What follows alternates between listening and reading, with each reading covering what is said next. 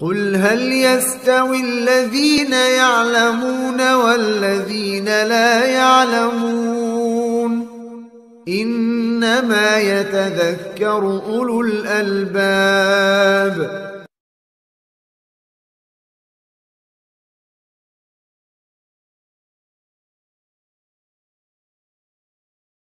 Ini juga sangat penting.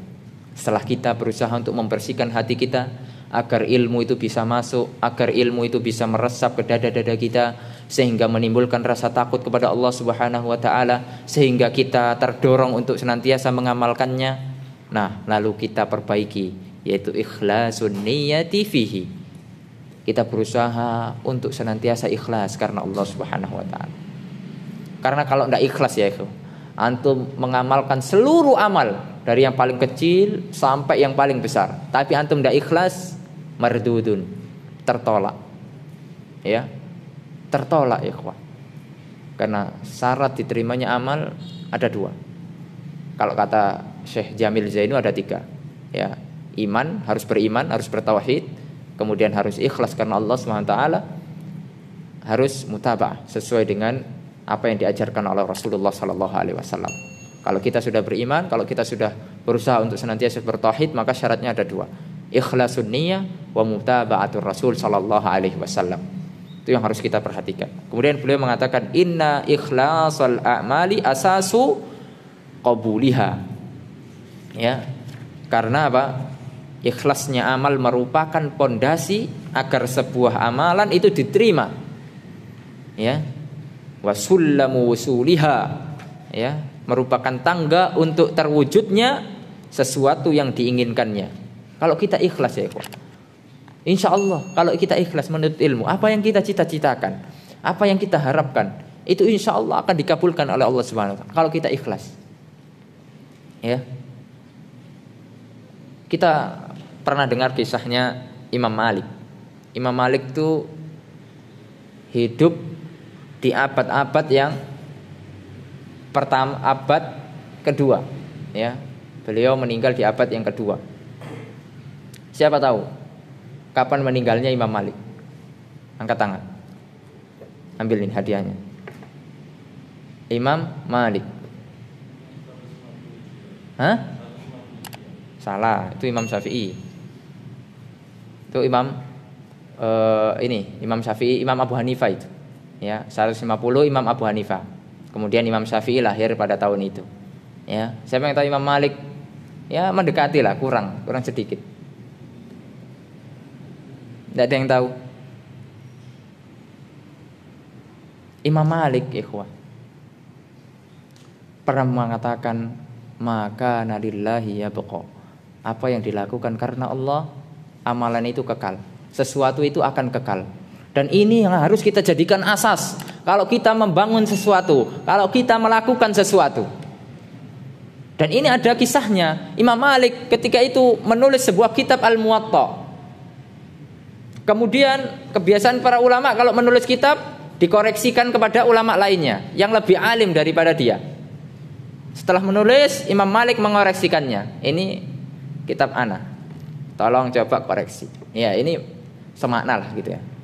Kita pengen gambarkan secara ringkas dan secara jelas. Kemudian kata seorang tersebut, ya Imam Malik, kenapa antum kok buat kitab Muwatta lagi? Sedangkan pada zaman Imam Malik kitab Muwatta itu, ya Muwatta itu berisi hadis-hadis Nabi SAW, asar-asar para sahabat, tabi'in, tabi'ut tabi'in, dan kaul ulama, ya seperti Imam Malik sendiri dan lain sebagainya. Pada zaman Imam Malik itu sudah banyak Muwatta itu, ya kitab Muwatta. Akan tapi Imam Malik yakin maka nalillah ya beqa. Itu harus kita jadikan asas. Kalau kita pengen bangun misalnya madrasah, pengen sekolah, bangun ya apalah yang bermanfaat untuk kaum muslimin, itu harus kita jadikan asas. Maka nalillah ya beqa. Kalau dilakukan karena Allah, berkembang, akan maju. Karena asasnya Allah Subhanahu wa taala. Karena Allah Subhanahu wa taala. Terbukti kaul Imam Malik, perkataan Imam Malik terbukti hingga sekarang. Kitab Muwatta yang dijadikan rujukan, yang dijadikan marja oleh para ulama yang lain dan dibahas hingga sekarang adalah Muwatta'nya Imam Malik, bukan muwatta'nya ulama-ulama yang lain pada zaman itu. Itulah membuktikan bahwasanya beliau berusaha untuk ikhlas karena Allah Subhanahu wa taala. Ini yang harus kita pelajari ya ikhwan. Ilmu ikhlas nih ilmu seumur hidup ya. Ya, ilmu seumur hidup. Tidak bisa kita mengklaim ana ikhlas ya Ustaz, ana ikhlas. Tidak. Bukan klaim, tapi berusaha, ya. Allah Subhanahu wa taala tidak butuh klaim ya. Ya. Tapi pembuktian nyata. Sudah. Kalau antum berusaha ikhlas sudah. Ya, hati antum sudah lillahi ta'ala, niatkan Allah Subhanahu wa taala. Dan ini adalah perintah Allah Subhanahu wa taala ya di dalam surat Al-Bayyinah, wa ma umiru illa liya'budullaha mukhlishina lahuddin hunafa. Allah Subhanahu wa taala mengatakan, padahal tidaklah mereka diperintahkan kecuali untuk beribadah kepadanya, mengikhlaskan segala ibadah untuk Allah Subhanahu wa taala ya, sebagai orang-orang yang hanif. Wa fi sahihaini an Umar radhiyallahu anna Rasulullah sallallahu alaihi wasallam qala al-a'malu binniyah wa likulli imri'in ma nawa. Ya, ini hadis yang sangat agung. Hadis niat ini ya, hampir diletakkan pada hadis nomor 1 di kitab-kitab hadis oleh para ulama. Karena asas hadis ini asas ya. Ya. Bahkan hadis ini bisa masuk kepada segala macam amalan. Ya, dan ada berbagai macam redaksi. Beliau mengutip dengan redaksi al-a'malu binniyah. Ya, ada redaksi lain innamal a'malu binniyah. Ya, bahwasanya amalan itu tergantung niatnya. Walikulli imri'in ma nawa. Seorang akan mendapatkan apa yang dia niatkan. Nah, kemudian dalam hadis itu disebutkan ya, faman kanat hijratuhu lidunya yusibuha aw imra'atin yankihuha fa hijratuhu ila ma hajara ilai.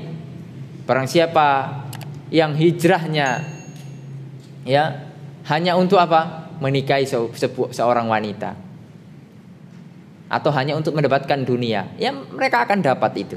Mereka akan dapat, tapi akhiratnya tidak dapat. Tapi karena Allah Subhanahu wa taala, ya, insya Allah semuanya dapat. Itu yang harus kita perhatikan, itu yang harus kita perbaiki. Kemudian wa ma sabaqa man sabaq wala wasala man wasal minas salafis salihin illa bil ikhlasi lillahi rabbil alamin. Ya, semua yang telah lewat dan telah berlalu ya dari berita yang sampai kepada kita tentang kehebatan para salaf. Ya, ini dikarenakan keikhlasan mereka ya ikhwah. Jangan pikir antum melihat kitabnya Imam Nawawi yang dibahas hingga kini. Ya, kitab Imam Nawawi yang dibahas hingga kini sekarang ini itu bukan karena ikhlas ya. Itu karena keikhlasan Imam Nawawi yang luar biasa. Beliau disebut-sebut namanya meskipun beliau wafat di abad yang ke-7. Sekarang sudah kita masuk kepada abad yang ke-15. Ya, sudah 8 abad Imam Nawawi meninggal, 800 tahun lebih. Akan tapi kitab-kitabnya dibahas, dikaji, nama-nama beliau senantiasa disebut di majelis-majelis, sehingga para asatidz mengatakan qala Nawawi rahimahullah, mendoakan beliau. Qala Syafi'i rahimahullah, qala Ibnu Hajar Al-Asqalani rahimahullah. Itu karena keikhlasan mereka ya ikhwah. Oleh karenanya ya, pentingnya kita ikhlas. Jangan berpikir itu bukan karena ikhlas. Itu karena ikhlas lillahi ta'ala. Ya. Kemudian qala Abu Bakar Al-Marudhi rahimahullah, sami'tu rajulan yaqulu li Abi Abdillah yakni Ahmad bin Hanbal wa dzakara lahu as-sidqa wal ikhlas fa qala Abu Abdillah bihada irtafa'al qaum. Ya. Abu Bakar Al-Marudhi rahimahullah berkata, aku mendengar seorang berkata kepada Abu Abdillah, yaitu Imam Ahmad bin Hanbal, tentang perkara kejujuran dan keikhlasan. Maka beliau mengatakan, ya, jadi inti dari kita, kalau kita pengen naik tingkat, naik kelas, naik derajat, perhatikan 2 hal ini ya. As-sidqu wal ikhlas. Ikhlas dan jujur. Ini antum aplikasikan, antum bekerja. 2 ini coba antum amalkan, jujur dan ikhlas. Insya Allah antum akan langgeng terus kerja. Kalau antum tidak punya dua ini, ya, meskipun skill antum bagus, tapi antum menipu, ya, kerja baru 2 hari antum dipecat. Meskipun antum, masya Allah, lulusan S3, S4, terserah, ya, tapi antum tidak punya dua ini, tidak jujur, tidak ikhlas, selesai antum. Tapi kalau antum punya dua hal ini, insya Allah Allah Subhanahu Wa Taala akan mengangkat derajat antum di dunia maupun di akhirat. Ya. Kemudian beliau mengatakan wa innama yunalul mar'u al ilma ala qadri ikhlasihi. Sebuah ilmu akan diraih oleh seseorang tergantung bagaimana dia ikhlasnya. Kadar ikhlasnya itu seperti apa? Ya, kata Syekh Shalih Al-Utsaimin. Wal ikhlas fil ilmi yaqumu ala arba'ati usul. Nah, ini yang harus kita catat betul-betul. Ya, ikhlas itu bagaimana? Gambaran ikhlas itu bagaimana sih? Ya, kita kan ngambang ikhlas, tapi gambarannya bagaimana? Ya, ada 4 hal yang perlu kita ketahui tentang ikhlas. Bagaimana kita bisa dikatakan ikhlas kalau kita sudah berusaha mengamalkan 4 hal ini? Biha tatahaqqaqu niyatul ilmi lil muta'allimi idza qasadaha. Ya, dengan 4 hal, ya, itu penuntut ilmu bisa dikatakan lurus niatnya. Yang pertama, harus kita catat betul-betul. Kita berniat raf'ul jahli an nafsi. Ya, mengangkat, dalam menuntut ilmu kita mengangkat niat, ya, atau berniat untuk mengangkat kebodohan dari diri kita. Ya, bi ta'rifiha ma 'alaiha minal ubudiyyat wa iqafiha 'ala maqasidil amri wan nahyi, yaitu dengan kita mengetahui, ya, kita angkat kebodohan daripada perkara-perkara yang memang wajib, ya, memang diwajibkan oleh Allah Subhanahu Wa Taala. Dari mana? Seperti apa? Tauhid, ubudiyat. Itu kita harus tuntut pertama kali dalam menuntut ilmu. Tauhid, bagaimana kita mengenal Allah Subhanahu Wa Taala, bagaimana kita harus menjauhi kesyirikan. Nah, kemudian kita mengetahui hal-hal yang berikutnya, larangan dan perintah. Ikhwani fiddin rahimani wa rahimakumullah. Kemudian yang kedua adalah, ya, raf'ul jahli an nafsi. Ai raf'ul jahli anil khalqi afan. Ya, yang kedua, setelah diri kita sendiri, nah kemudian kita meniatkan untuk mengangkat kebodohan daripada orang lain. Tentunya yang paling berhak mendapatkan ilmu kita adalah keluarga kita, orang tua. Kalau kita sudah nikah, ya, anak dan istri, ya, kerabat dekat atau tetangga kiri kanan. Kita niatkan, kita menuntut ilmu, kita mendapatkan ilmu, kemudian kita coba dakwahkan. Ya, dakwah bukan harus duduk di sini, ya, dakwah luas maknanya. Ya, dakwah luas maknanya. Yang kedua, ya, atsani, ini perhatian, ya, harus perhatikan, ya, raf'ul jahli anil khalqi. Kita dikatakan ikhlas kalau kita meniatkan untuk ini, ya. Jadi jangan pengen masuk surga dewe, Pak. Ya, jangan sudahlah saya masuk surga sendiri. Enggak, kita ngajak orang lain. Kita ajak keluarga kita. Allah Subhanahu Wa Taala yang memerintahkan. Allah Subhanahu Wa Taala berfirman, "Ya ayyuhalladzina amanu qu anfusakum wa ahlikum nara." Wahai orang-orang yang beriman, jagalah diri kalian dan keluarga kalian. Lihat, keluarga. Oleh karenanya yang paling berhak kita dakwah itu adalah keluarga, Pak. Bukan teman jauh, bukan orang lain, enggak, keluarga. Kita perhatikan. Kita terus dakwah dengan keluarga.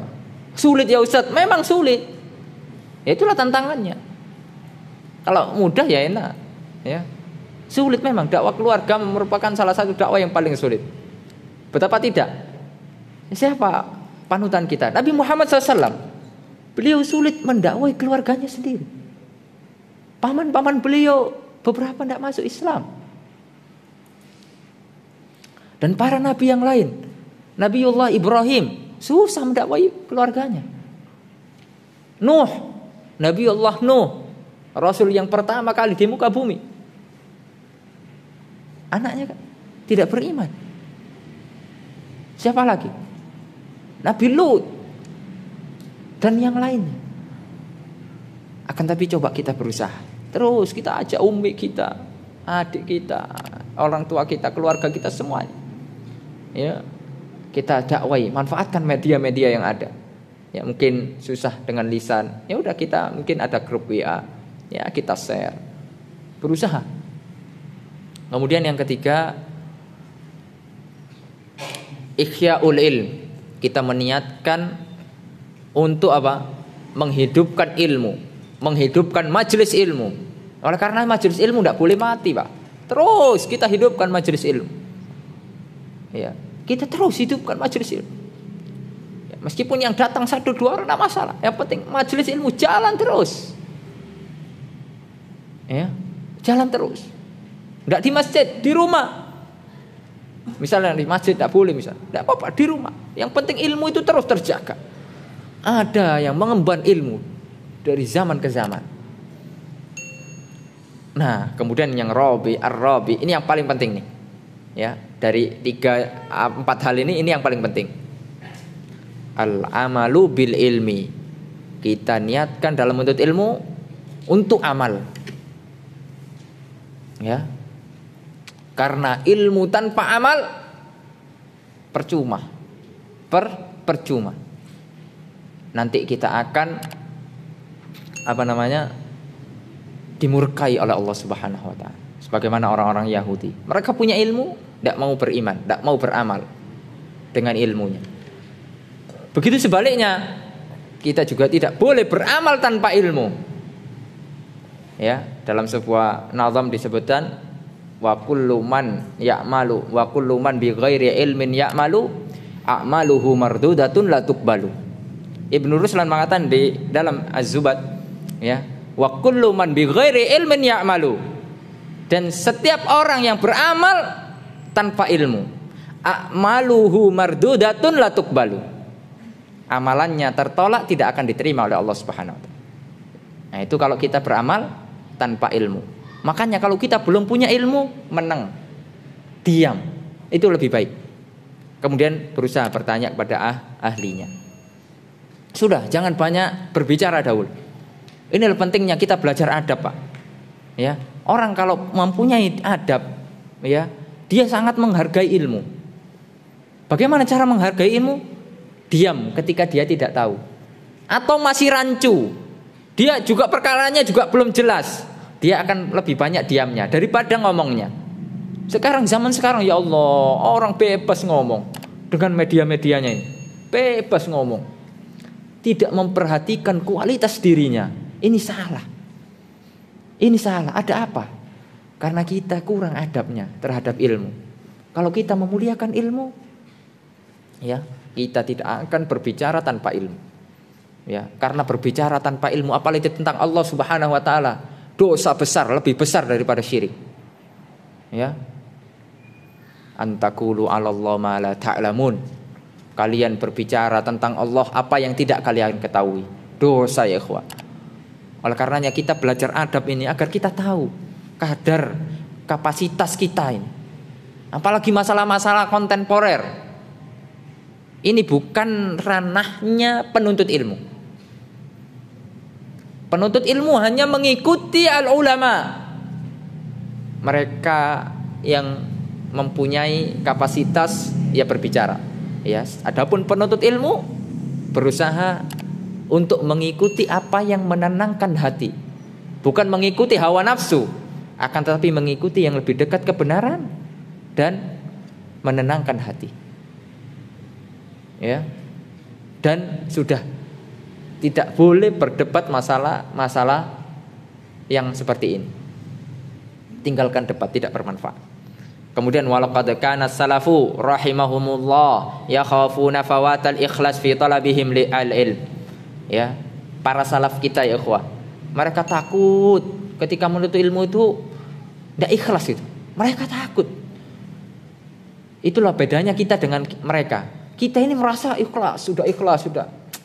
Tapi mereka ya Allah takut, padahal mereka itu orang-orang paling ikhlas ya ikhwah. Ya, orang-orang paling ikhlas mereka itu. Tidak ada mengharapkan dunia sedikit pun.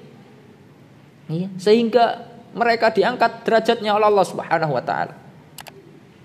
Tapi mereka masih tetap takut pada Allah Subhanahu wa taala.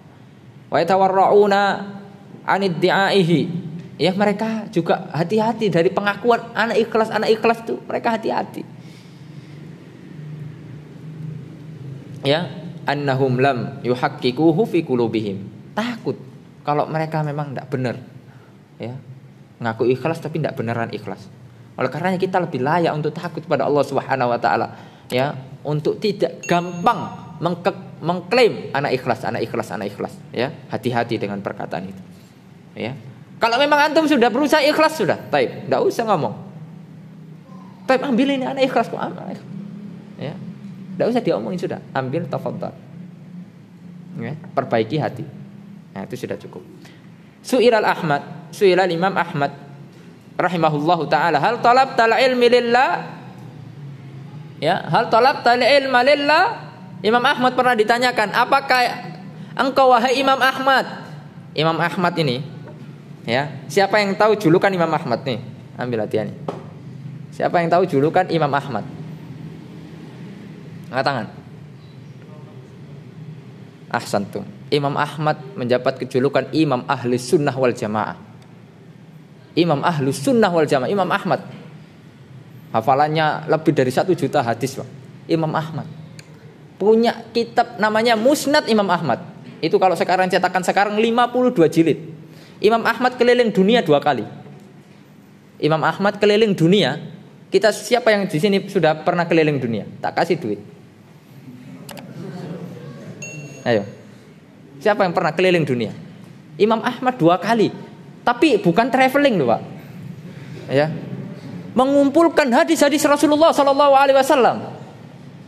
Imam Ahmad, ya. Siapa yang jawab tadi? Tafadhol. Barakallahu fikum. Imam Ahmad ketika ditanya, "Ya Imam Ahmad, hal talabtal ilma lillah?" Apa kamu itu ketika menuntut ilmu itu ikhlas? Beliau menjawab, "Lillahi aziz." Ya. Mengklaim, mengatakan untuk ikhlas itu aziz, besar, azim. Ikhlas itu suatu hal yang besar. Walakinnahu syai'un hubibba ilayya fatalabtuhu. Akan tapi hal itu, ya, apa namanya? Aku cintai. Ya, kata Imam Ahmad. Jadi aku berusaha menuntut ilmu dan berusaha ikhlas. Lihat, Imam Ahmad kan tidak berani loh mengklaim dirinya ikhlas. Kita yang bukan selevel Imam Ahmad, bahkan jauh di bawah Imam Ahmad, ya, bagaikan langit dan sumur, ya. Lalu kita mau mengklaim ikhlas? Kalla, jangan ya ikhwan. Kita harus lebih takut, ya, pada Allah Subhanahu wa taala.